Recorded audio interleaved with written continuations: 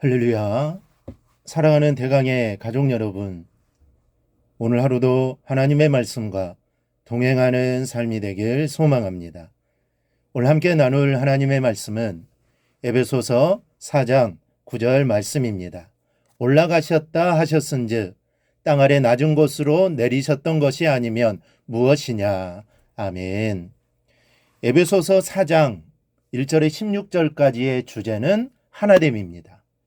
이 말은 16절을 한 절 한 절 살필 때마다 이 하나됨이라는 주제를 염두에 두고 묵상해야 한다라는 말입니다. 그중 오늘 9절은 예수님의 성육신을 말하고 있습니다. 사도 바울은 올라가셨다 하였은즉 땅 아래 곳으로 내리셨던 것이 아니면 무엇이냐라고 말씀합니다. 그렇다면 바울은 하나됨이 주제인 말씀에서 왜 예수님의 성육신을 말하는 것입니까? 그것은 예수님께서 육신을 입고 이 땅에 내려오시지 않았다면 하나님과 사람의 하나됨은 회복될 수 없었을 것이고, 그랬다면 사람과 사람의 하나됨은 있을 수도 없었기 때문입니다. 그러니까 바울은 예수님께서 낮고 천한 이 땅에 육신을 입고 오시면서부터 깨어졌던 하나됨이 회복되는 역사가 시작되었다라는 것을 말하는 겁니다. 하나됨을 회복시키는 데 있어서 가장 먼저 되어야 할 것이 예수님의 성육신이었습니다. 달리 말하면 예수님의 성육신이 없었다면 하나됨의 회복은 없었을 것이라는 말씀입니다. 우리는 오늘 본문을 통해 예수님의 성육신 속에서 하나됨의 비밀을 찾아야 할 것입니다. 먼저는 예수님의 성육신은 철저한 인간 이해입니다. 물론 이 땅에 오시지 않아도 우리 주님은 우리를 완벽하게 이해하실 수 있습니다.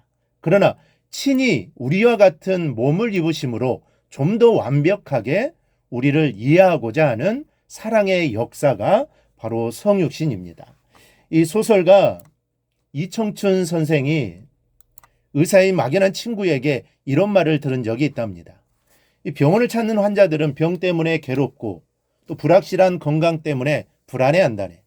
이런 환자를 대할 때 마음을 편안하게 해주고 의사에 대한 신뢰를 갖게 하는 비결이 있는데, 그것은 의사가 환자의 발을 서슴지 않고 감싸 만져주는 거야. 그리고 그 환자가 보는 앞에서는 발을 만진 손을 절대로 씻지 않는 것이지.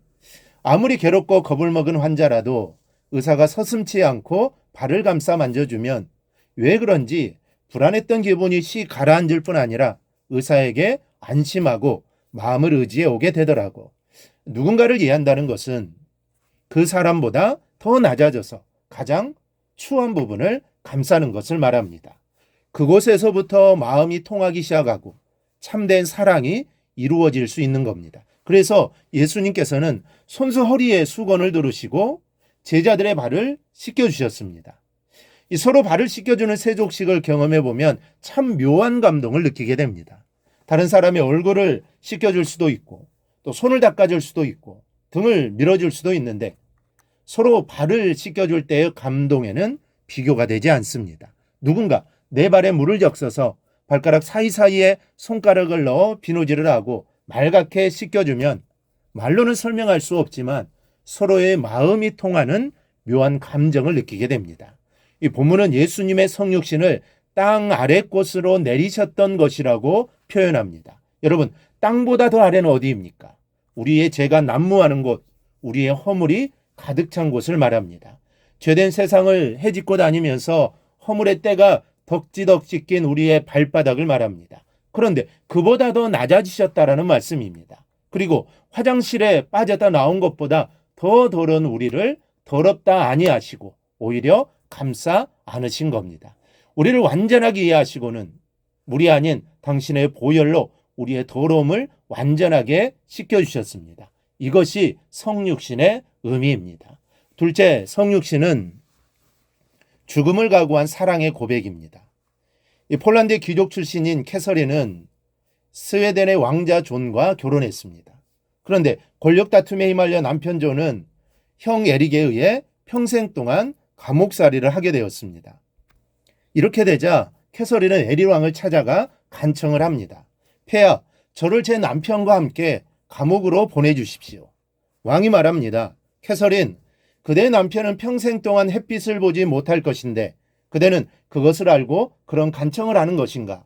폐하, 잘 알고 있습니다. 그러나 그가 무죄이건 유죄인건 간에 존 왕자는 변함없는 내 남편입니다. 왕은 측은한 눈빛으로 다시 캐서린에게 말합니다. 짐의 생각으로는 그대의 남편이 종신형으로 감옥에 보내진 순간부터 그대는 그와의 서약에서 풀려 자유하다고 생각하는데, 그러자 캐서린은 자기가 끼고 있던 결혼 반지를 빼들고서는 이렇게 말합니다. 폐하, 부디 이 반지에 새겨진 문구를 읽어봐 주십시오. 그 반지에는 이렇게 새겨져 있었습니다. 오직 죽음으로서만. 캐서린은 감옥으로 갔습니다. 그로부터 17년 동안을 남편과 함께 옥살이를 하다가 국왕 예리기 죽자 남편과 함께 찬란한 삶을 되찾게 됩니다. 예수님의 성육신은 오직 죽음으로서만을 외치시는 우리를 향한 사랑의 고백입니다. 우리의 가장 어두운 시간 속으로 찾아오셔서 그 고귀한 생명을 다 주시고 우리와 함께 하시고는 찬란한 미래의 세계를 선물하신 놀라운 사랑이요, 하나됨의 기초석이 된 겁니다. 우리가 이런 사랑을 받았습니다. 여러분, 얼마나 감사한지 모릅니다. 받을 수 없는데 받은 것이죠. 그러니 우리도 주님을 본받아 낮아지고 또 낮아지는 삶을 살아가기를 바랍니다. 그러면 주님께서 하나 되게 하신 것을 생명으로 지켜나갈 수 있게 될 것입니다. 오늘 주님의 사랑을 마음에 새기고 늘 살아가는 우리 모두가 꼭 되어서 주님의 뜻을 이루기를 주님의 이름으로 축원합니다. 오늘 묵상한 말씀을 굳게 잡고 삶으로 실천하며 살아내는 대강의 모든 성도들이 되기를 축복합니다.